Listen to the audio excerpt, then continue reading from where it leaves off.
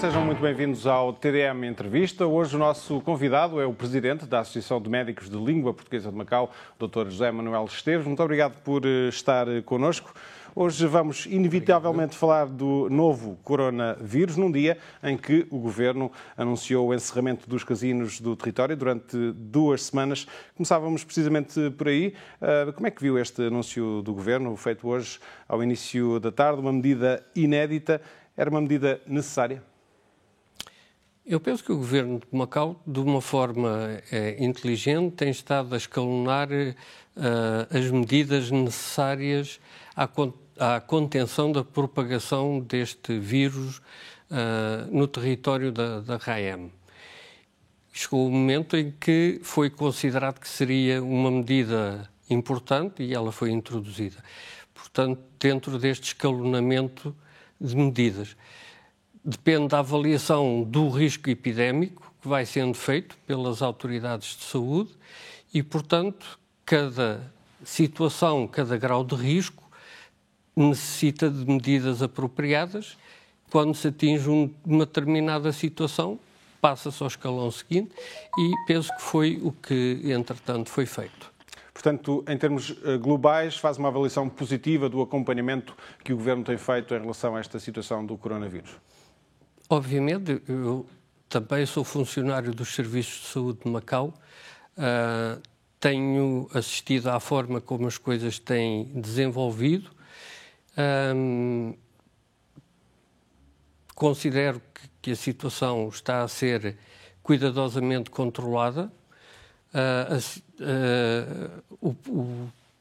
Esta graduação das intervenções em função dos casos que vão aparecendo e dos mecanismos que é preciso interceptar para se ter a propagação do vírus vai sendo feita. As pessoas estão a fazer reuniões praticamente todos os dias, em cima da hora, várias vezes ao dia. Portanto, é tudo acompanhado ao minuto. E se me pergunta, enquanto português que está a trabalhar em Macau, eu sinto-me confiante e tranquilo com aquilo que está a ser feito. Apesar disso, a situação tem piorado. São já 10 os casos registados no território. 3 deles casos locais. Está mais preocupado? E há um primeiro caso que me parece ter sido um caso já de transmissão dentro do território. São situações numa epidemia que acontecem mais tarde ou mais cedo. Estas medidas que são introduzidas têm que ver exatamente com este facto. Muda um pouco o caráter, enquanto são apenas casos importados, as medidas são medidas mais restritivas à movimentação das pessoas que vêm do foco, do epicentro deste surto epidémico. Quando passa a haver um primeiro caso de transmissão dentro do próprio território, uma transmissão intraterritorial, já se tomam outro tipo de medidas para se conter.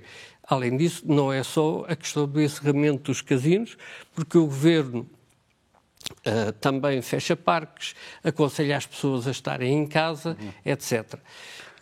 Mas existe um problema que poderá agravar-se, que tem a ver com a escassez de recursos humanos nos serviços de saúde, para fazer face a esta situação.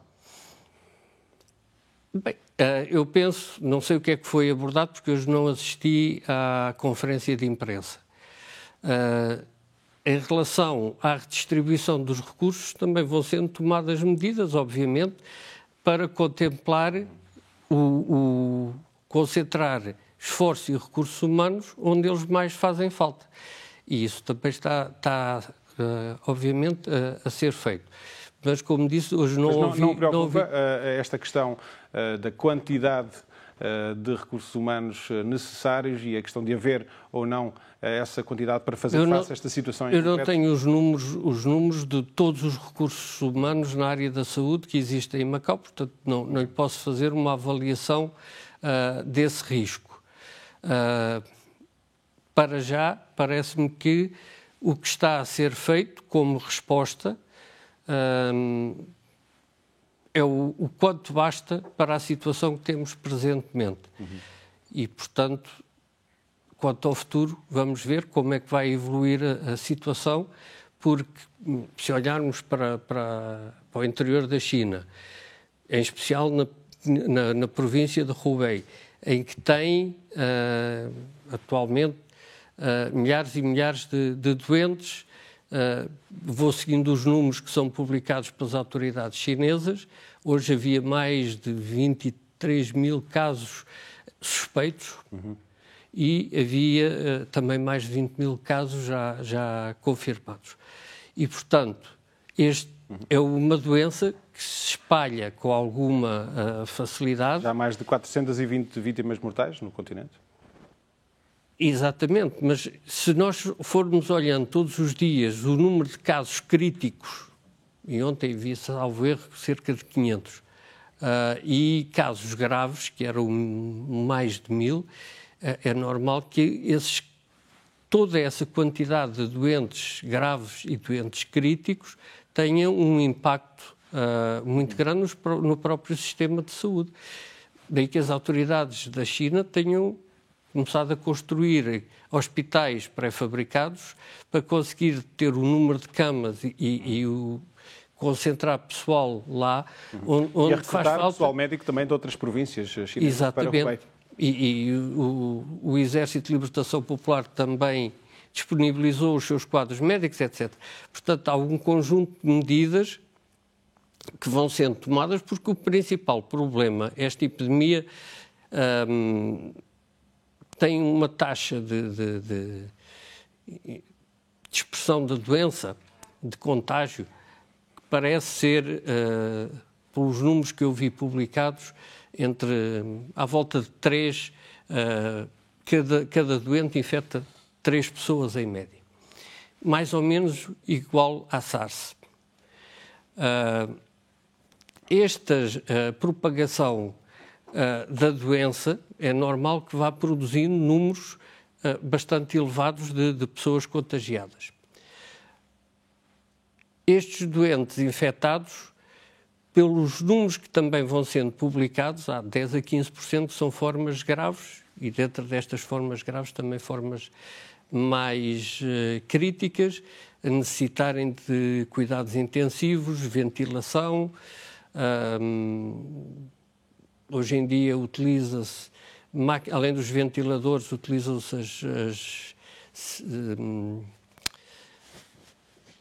oxigenação extracorporal por membrana, que são umas máquinas que fazem lembrar as máquinas da diálise, mas funcionam como um pulmão extracorporal. Aquilo que eu ouvi dizer é que o número de máquinas destas que foram disponibilizadas à província do Hubei é na ordem de uma centena ou mais. São coisas... O meu hospital em Portugal, de onde eu venho, tem uma. E, portanto, e que eu saiba, em Lisboa havia essa, e no Porto haveria mais outra. Portanto, penso que Portugal teria 2 há 4 anos, quando eu saí de lá. Portanto, estamos a falar de equipamentos em números que não têm nada a ver com a realidade de onde eu vim. E é um esforço... Macau poderá precisar de um equipamento desses? Depende dos doentes que tivermos até agora, porque eu saiba, nenhum deles estava numa situação crítica a precisar disso. Os doentes que temos tido em Macau, aquilo que tem sido difundido na conferência diária das autoridades, têm sido casos que têm estado estáveis. Não me parece que tenha havido nenhum caso que tenha necessidade sequer de cuidados intensivos. O miúdo de 15 anos que foi identificado porque a mãe estava infectada, nem sequer tinha febre, nem tinha outros sintomas. E hoje o caso que foi anunciado da jovem de 29 anos, salvo erro, também vi pela notícia que também era um caso pobre de sintomas ou assintomático. E foi detectada porque era um dos contactos e foi-lhe sugerido que fizesse o teste e ela aceitou. Isto também é um dos problemas com esta infecção, que é haver uma quantidade de portadores assintomáticos do vírus não têm sintomas, sentem-se bem, andam a visitar a família e amigos e, entretanto, já são capazes de estar a passar a doença. Tudo aquilo que é recomendado às pessoas e que advém não só das boas práticas epidemiológicas, mas também do bom senso, é as pessoas estarem em casa, evitarem o máximo possível andar pela rua, porque mesmo os casos poucos ou assintomáticos podem ser infecciosos. E se a pessoa não dá por isso, está a espalhar a doença. Já lá vamos então às recomendações. Falando ainda da resposta dos serviços de saúde a esta crise do coronavírus, por contraponto em relação à questão de Hong Kong e à situação em Hong Kong, onde surgiram duras críticas à ação do governo e dos serviços de saúde da RAEC. Há inclusivamente uma greve de pessoal médico nesta altura, que até já teve algumas consequências ao nível de medidas tomadas pelo governo, mas a greve continua. Acha que é possível que haja também uma reação destas por parte da comunidade médica em Macau, uma greve num contexto de uma crise destas? Eu acho que os meus colegas, de uma maneira disciplinada e em boa consciência, vão cumprindo aquilo que lhes vai sendo pedido. Não há nenhum espírito de contestação às medidas, as pessoas sentem-se confiantes na liderança que têm nos serviços de saúde e, portanto, não me parece haver nada de semelhante ao que existe em Hong Kong.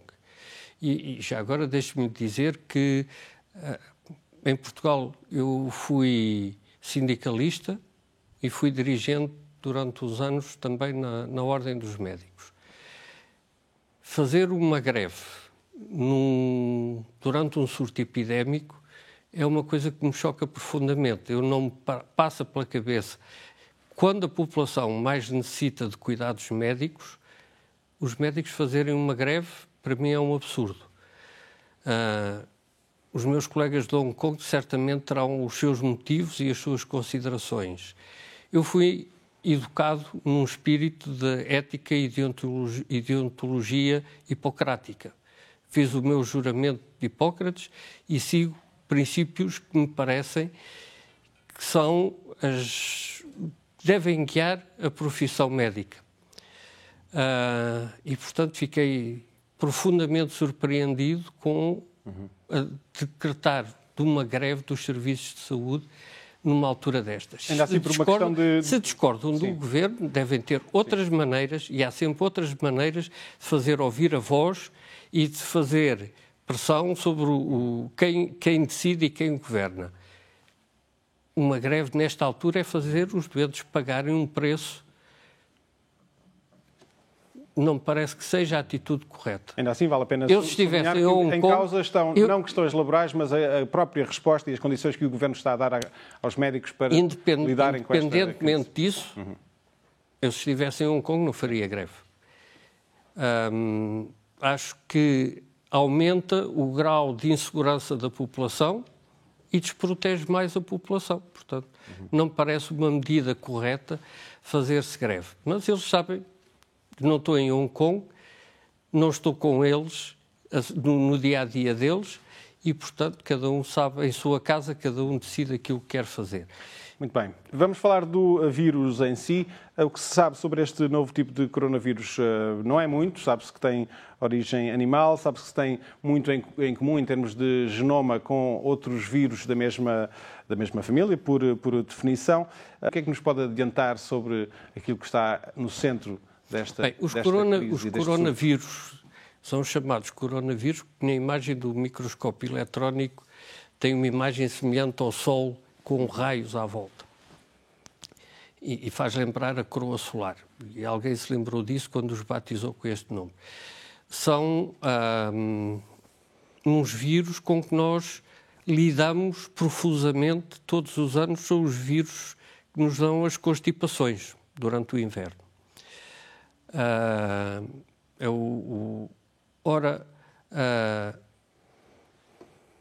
Algumas tipos deste vírus já motivaram, pelo menos com esta a terceira grande epidemia A primeira foi a da SARS, 2002 e 2003, afetou à volta de 8.000 pessoas e matou à volta de 800.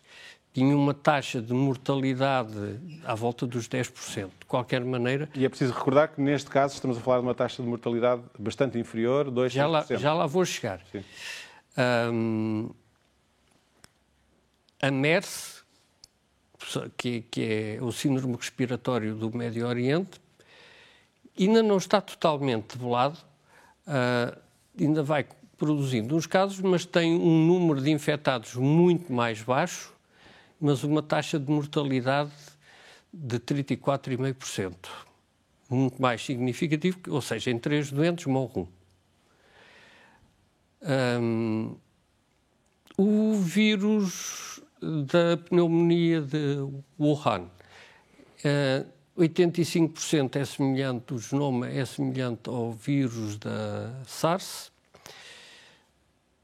A taxa de contagiosidade, digamos assim, é semelhante. Considerando o número de casos que temos até hoje, na ordem dos 20.000 casos reportados em todo o mundo, e o número de óbitos que ocorreu, estamos com uma taxa de mortalidade de 2, qualquer coisa. As previsões dos epidemiologistas, logo desde o princípio, apontavam para números entre os 2% e os 4%. Por agora parece estar no valor, no limiar mínimo deste intervalo. Sendo que tudo indica que ainda não se atingiu o pico da crise do coronavírus, não é? De ontem para hoje tivemos mais 3.000 casos, etc. Portanto, continua a haver um crescimento, apesar das medidas todas de contenção que vão sendo feitas, como há cidades com as saídas e entradas bloqueadas, as pessoas aconselhadas a estarem em casa, parar os transportes, etc., que são medidas para evitar que a doença se propague. Uma vez que o contágio é um contágio em primeira linha de pessoa a pessoa, é reduzir o mais possível o contágio até que se consiga parar esta cadeia de transmissão. É possível, nós não vamos ter a vacina tão rapidamente para conseguir intervir. Normalmente a propagação das doenças infecciosas pressupõe que se atinja um determinado limiar de imunidade contra elas na população. E, portanto, sem a vacina, esse processo pode ser demorado. Ou então vamos conseguir isolar, mas como são já milhares de casos, isolar toda a gente e conseguir que pare a transmissão em definitivo. Há um dado animador que vamos vendo, que é o número de doentes que vai ser reportado como tendo alta curado. E todos os dias, agora já cresce na ordem de 100 ou mais de 100 por dia. E cresce muito mais do que o número de óbitos. Há até experiências encorajadoras que estão a ser feitas quer no continente, quer na Tailândia, também nos Estados Unidos, de cocktails de vacinas, digamos assim, que têm dado bons resultados. O tratamento para as infecções pelos coronavírus, com os antirretrovirais inicialmente e com o interferão beta, que também se utiliza, por exemplo, no tratamento das hepatites, o interferão beta, foi começado a utilizar nos doentes com alta mortalidade da MERS. E foi-se acumulando alguma experiência com isso. Atualmente, estes protocolos que vão sendo usados, lembre-se do caso do professor Wong, salvo erro, do primeiro hospital da Universidade de Pequim, o especialista de pneumologia que se infectou. Ele próprio, sim. Ele próprio. E depois de ter alta, ele, na conferência de imprensa que deu, mencionou que com ele funcionaram muito bem, houve um excelente resultado e estava muito entusiasmado com os resultados. Claro que é o que em medicina nós dizemos, isto são resultados anedóticos, ou seja, pontuais. Este anedótico não tem que ver com o humor, mas tem que ver com a pontualidade dos casos. Houve uma notícia que também saiu há 2 ou 3 dias nos Estados Unidos, com um outro antivírico com injeção endovenosa. O doente ficou assintomático de um dia para o outro. Estes casos agora da Tailândia, o caso da Tailândia também veio reforçar, e há protocolos em que associam também um outro antiviral que é utilizado contra a influenza, contra a gripe. E estas vacinas estão, neste momento, a ser testadas para as vacinas que eu saiba, é que são eficazes. Um grupo, bem, isto são medicamentos. Uma coisa é tratar um doente infectado, dar-lhe medicamentos para tentar reduzir a carga vírica ou eliminar o vírus do organismo. Outra coisa é a prevenção. As vacinas usam-se para a prevenção e evitar que as pessoas contraiam a infecção. Aquilo que foi noticiado, a primeira notícia que saiu foi da China, e há 2 ou 3 dias saiu também uma notícia que eles já tinham conseguido criar um modelo animal da doença para testar a vacina. A primeira coisa, o mais importante, logo que apareceu, penso que em poucas semanas depois de aparecer a doença, foi fazer a sequenciação do genoma do vírus. O passo seguinte, e a China generosamente partilhou com toda a gente que quis a informação sobre a sequenciação genética do vírus. Mas também houve investigadores na Europa que fizeram essa sequenciação, se não me engano. Eu penso que os primeiros que foram, efetivamente, os chineses. Os australianos também fizeram, em Hong Kong também fizeram a partir do primeiro caso que isolaram em Hong Kong. E tanto quanto sei, neste momento, a trabalhar na vacina, pelo menos há 4 grupos. Há um grupo norte-americano, há um grupo chinês, há um grupo de Hong Kong, da Universidade de Hong Kong, e há um grupo australiano. E, portanto, há aqui uma corrida contra o tempo, em que a principal barreira é como fazer os ensaios clínicos com a vacina. Cada vacina ou cada medicamento passa por uma série de etapas de estudos, de ensaios clínicos, para poder ser aprovado e usado na população humana. Isto são processos que levam algum tempo. E são processos que levam algum tempo. Ora, a primeira dificuldade era testar o vírus num modelo animal. E ver se testar a vacina num modelo animal e ver se funciona ou não funciona em modelo animal e se produz efeitos colaterais, etc. E, portanto, a primeira dificuldade era encontrar o modelo animal. Há coisa de 2, 3 dias foi divulgado que na China já conseguiram desenvolver um modelo animal, macacos, e que estão a iniciar a fase seguinte, ou seja, o teste da vacina num modelo animal. Depois, habitualmente, há testes em voluntários saudáveis e depois há os testes em número maior de pessoas para se conseguir aferir não só a eficácia, mas também a segurança, ou seja, se produz ou não produz efeitos colaterais. Então, deixe-me perguntar-lhe, neste contexto, e se tudo correr bem, quando é que poderemos ter um medicamento e uma vacina para este vírus? Medicamentos já temos. Indiscutivelmente, medicamentos já existem. Estes protocolos são experimentais, mas são protocolos que já vêm de uma experiência com o vírus. Já estão a ser utilizados em larga escala? Ainda se fala em experiências? Não tenho essa informação. Sim. Não, há experiências bem-sucedidas, mas ainda não são... Vão modificando os protocolos à procura de uma maior eficácia. E isso é o que está a ser divulgado. O tradicional era com 2 antirretrovirais usados no tratamento da SIDA, mais o interferão. Depois, agora aparecem notícias... Sublinhando, há experiências positivas, mas não está a ser utilizado ainda em larga escala. Provavelmente... Talvez na China.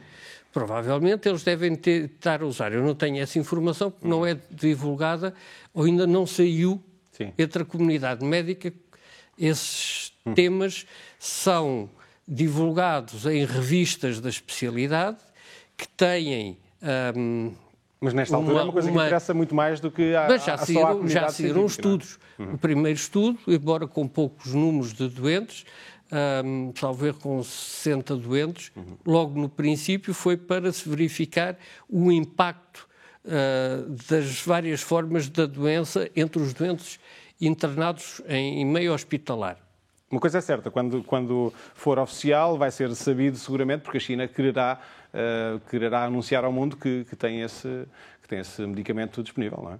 Os medicamentos, como lhe volto a repetir, os medicamentos são medicamentos que já existem. Sim. E que estão a ser testados qual a combinação que produz os melhores efeitos. Muito bem. E depois é preciso escalonar em que doentes, com que grau de gravidade é que se pode ou se deve utilizar essas terapêuticas. Muito bem, viremos a página em relação à vacina. No melhor dos cenários, tendo em conta aquilo que estava a dizer há pouco, quando é que poderemos ter uma vacina para este coronavírus?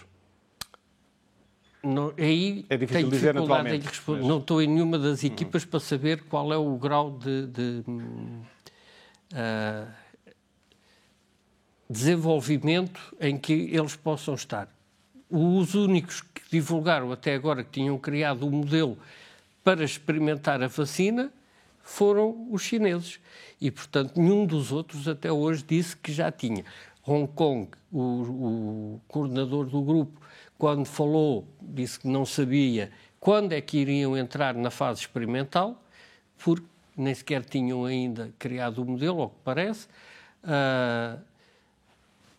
As primeiras opiniões dos peritos chineses falavam em 40 dias para conseguirem entrar na fase experimental. Entretanto, não passaram 40 dias, passaram 10 ou 15 dias e já anunciaram que, entretanto, já conseguiram criar o modelo animal da doença. E, portanto, estão a entrar claramente numa fase de experimentação. São os primeiros ensaios em modelo animal. E, portanto, quanto tempo é que isto vai demorar? Depende dos resultados que eles forem obtendo, do que tiverem que corrigir a vacina normalmente, ou inativam o vírus, ou se produzem proteínas do vírus e utilizam essas proteínas para criar uma resposta no sistema imune do possível hospedeiro da infecção pelo vírus, para verificar se o sistema imune responde com os anticorpos necessários para impedir a infecção pelo vírus, quando entra em contacto com ele. E depois também há aqui um outro aspecto importante, de que ainda não falámos, que tem a ver com a própria mutação do vírus e consta que dentro de casos próximos, membros da mesma família, foram registados já mutações do próprio vírus, variações que poderão complicar ainda mais as contas quando se fala do combate a este vírus, não é? Isso é verdade, mas aí também não disponho de muita informação sobre como é que isso se está a processar. Vou acompanhando as notícias que vão saindo na imprensa, que não é bem a mesma coisa do que haver a imprensa médica, digamos assim, os meios médicos validados interpares, porque tudo isto depende. Já agora, para lhe dizer outra coisa, há muitas notícias que vão saindo e nós temos que ser muito criteriosos. Eu penso que há duas epidemias a correr em paralelo. Uma epidemia é a epidemia do coronavírus, da pneumonia do ar. Outra é a epidemia do pânico, porque as pessoas andam permanentemente assustadas com uma doença que é pouco conhecida, onde toda a gente tem opinião. Isto parece a história do futebol. Somos todos treinadores de pancadas, todos sabemos tudo sobre como é que a equipa devia ter jogado, todos damos opiniões, mas só lá está um treinador para tomar as decisões e fazer as coisas. E aqui, assim, há uma epidemia muito grande desde estão a esconder-nos os dados, ou foi do laboratório militar, uns que foram os americanos que lançaram contra os chineses, outros que foram os chineses que tinham um laboratório, o vírus do laboratório, outros que têm mesinhas da medicina tradicional que cura, o inglês que diz que bebeu mel e whisky e curou a doença quando foi infectado. Enfim, aparece um sem número de teorias e de conceitos que carecem de validade ou de validação, digamos assim, e que só servem para criar um ambiente de temor entre as pessoas. Isso faz com que, assim que se diz que fecham os casinos, nós assistimos a uma correria das pessoas aos supermercados, depois do chefe executivo ter dito especificamente os abastecimentos estão garantidos. Exatamente. Mas foi como se ele tivesse dito exatamente o oposto. Entrou tudo em histeria e vai tudo a correr para os supermercados. E, portanto, é um pouco isto que é preciso transmitir uma mensagem de calma às pessoas e ter confiança em quem está a tomar as decisões. Muito bem. E é por isso que também lhe digo, eu, enquanto português que vim trabalhar num hospital de Macau, sinto-me perfeitamente tranquilo a ver o que eles estão a fazer. Estava muito mais intranquilo há dias atrás com a evacuação dos portugueses que vieram do Wuhan e da província do Hubei, quando diziam que em Portugal, bem, eles podem ir para casa se quiserem. Mas espera lá, o período de incubação são 14 dias. Mas agora já não é bem assim. Porque houve o bom senso da parte deles de aceitarem voluntariamente submeter-se a um regime de quarentena. Nada na legislação portuguesa os obrigaria a ficarem de quarentena. Muito bem. A terminar, dizia há pouco que ainda há muita coisa que não se sabe sobre este vírus, mas há cuidados a ter que toda a gente conhece ou deve conhecer e vale a pena sublinhar estes aspectos. Perguntava-lhe, na sua rotina, o que é que mudou, que cuidados é que tem para prevenir o coronavírus, o que é que tem mudado na sua rotina? Bem, lavo as mãos muito mais vezes durante o dia. Passo o dia a lavar as mãos e a usar o álcool para desinfetar as mãos. O álcool é mesmo melhor do que um sabonete normal, ou um sabão normal? Há quem diga que não há muita diferença. Muitos dos sabonetes líquidos que temos disponíveis também têm algum efeito bactericida e inclusive alguns anunciam que também têm efeito contra os vírus. Agora, como é que se propaga? Propaga-se por gotículas. E essas gotículas têm que chegar, de alguma maneira, aos receptores para o vírus que estão nos nossos pulmões. Não estão no nariz nem na boca. Mas o vírus pode penetrar pelas mucosas da boca, do nariz e dos olhos. Lá voltamos ao caso do professor Bongo, que usando uma máscara de proteção N95, que é uma máscara que filtra praticamente todas essas partículas, acaba por ser infectado pelas conjuntivas.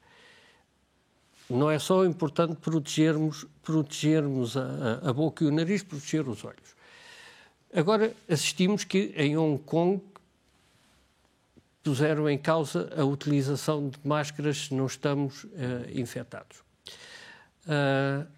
É assim, eu pessoalmente uso a máscara, mas para se usar uma máscara tem que saber como usar a máscara.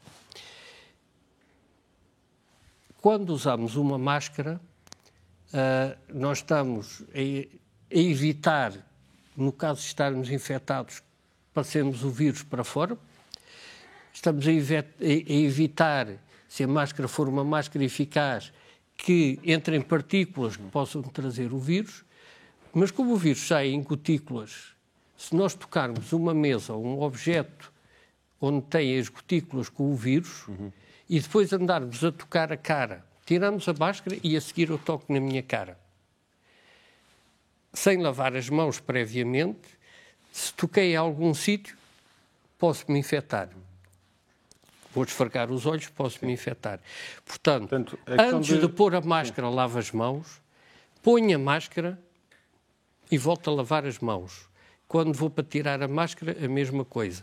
Lavo as mãos tiro a máscara, deito a máscara fora, como fiz quando cheguei aqui assim ao estúdio, trago outras no bolso para substituir agora quando me for embora e antes de pôr a máscara vou querer lavar as mãos e então volto a pôr a máscara. Já agora, qual é que é o tempo de vida de uma máscara? O doutor troca com maior frequência? Eu troco com maior frequência porque a máscara, se ficar úmida, perde um pouco o seu efeito de barreira. E, portanto, andarmos com uma máscara um dia inteiro seguido não é uma boa medida. Fazemos a gestão. Quando estou em casa sozinho, não uso máscara. Obviamente, eu não ando 24 horas com a máscara, mas quando vou para sítios em que estão pessoas, quando saio à rua, quando vou para o autocarro, etc., ponho a máscara. Ando com a máscara. Passei a ter toalhetes de álcool também, porque há sítios que não posso lavar as mãos e desinfeto as mãos com os toalhetes. E, portanto, são os cuidados que nós temos que ter básicos, cuidados de higiene. Já outra chamada de atenção, aquilo que eu tenho lido, o vírus também provoca diarreias e as diarreias nós temos que ter redobrado o cuidado, porque o vírus parece que saem vírus viáveis pelas fezes e, portanto, a pessoa vai à casa de banho, obrigatório, mandatório, mais do que nunca, lavar as mãos. Cuidados redobrados nesse aspecto também. Cuidados redobrados. Mas são os cuidados básicos de higiene. Sim. Muito bem, vamos ter de ficar por aqui. Dr. José Manuel Esteves, muito obrigado por ter vindo ao TDM Entrevista. Obrigado, o prazer foi todo meu. Muito obrigado. Nós voltamos na próxima semana. Contamos consigo. Até lá.